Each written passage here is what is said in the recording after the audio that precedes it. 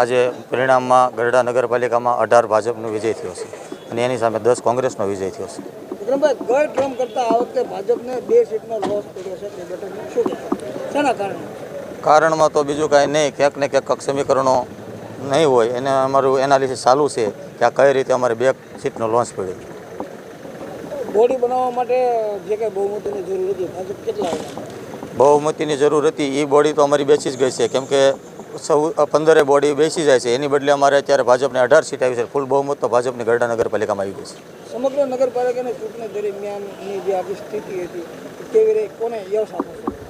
યશ તો ભારતીય જનતા પાર્ટીના કાર્યકર્તાઓને જ હોય છે. અને હું તો એક આભાર પણ વ્યક્ત કરું છું ગરડાની જનતાને કે એણે સતત આ 7મી વાર, અગાઉમાં 6 વાર ભાજપની પેનલ ગરડાની અંદર વિજય થયો છે. એવી જ રીતે આવી આ 7મી વાર ભાજપની બહુમતી લાવ્યા. તે બદલ હું ગરડાની સમગ્ર જનતાનો 2 હાથ જોડી અને નમન કરી અને એનો આભાર વ્યક્ત કરું. આજે બોટાદ નગરપાલિકા મધ્યસ્થ ચૂંટણીનું જ્યારે પરિણામ હોય ત્યારે સમગ્ર બોટાદ આજે ભગવામય થઈ ગયું છે.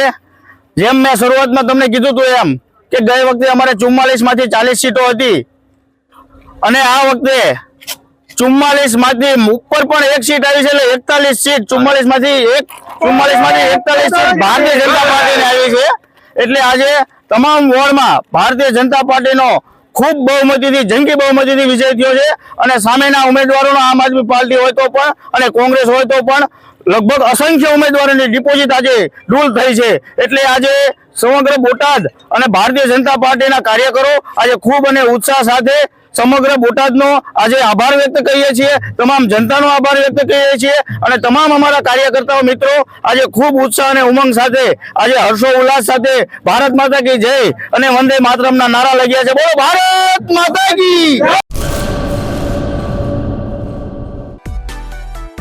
માં motor driving, safe and sure driving. Driving એ શોખ સાથે આપની મોટી જવાબદારી પણ છે. અમારા ઇન્સ્ટ્રક્ટર દ્વારા સચોટ અને સરળ માર્ગદર્શન. આપની રોજની તાલીમની માહિતી મેળવીને શું અધુરાશ છે એના ઉપર પૂરું ફોકસ કરાય છે.